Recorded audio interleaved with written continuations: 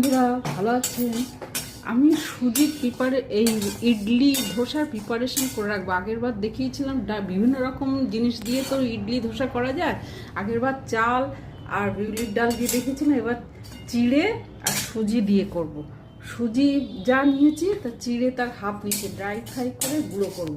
সুজি dry fry করছি, কয়েকটা মেথি দিলাম, আর এটাও কারি পাতাও ড্রাই ফ্রাই করে রেখেছি। এই যে এবার এক এক করে সব এগুলো গুঁড়ো করব। এই জিরে, শুকনো লঙ্কা আর সর্ষে ফোড়ন দিয়েছি, চচ্চড় করছে।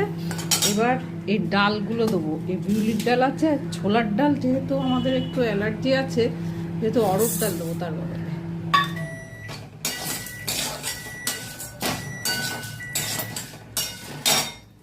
আর এখানে আছে আমার ভাজা মশলা ছিল একটু, সেটা দিলাম টেস্টি করার জন্য, গোলমরিচ আর এই শুকনো লঙ্কা। আর এই কারি পাতাগুলো দেবো।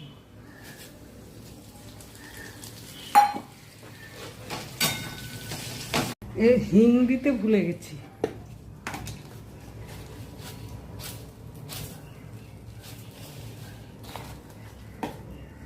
আর এই যে গুঁড়ো করবো ওর ভিতরে একটু চিনি দেবো, আর নুন দেবো না। নুন দিলে অনেকদিন স্টোর করা যায় না, যদিও এক সপ্তাহের মধ্যে শেষ হয়ে যাবে, তবুও আমি নুনটা যখন খাবো থেকে নিয়ে মেশালাম। এবার এর মধ্যে এইটাকে ঢেলে দিয়ে একটু ভাজবো।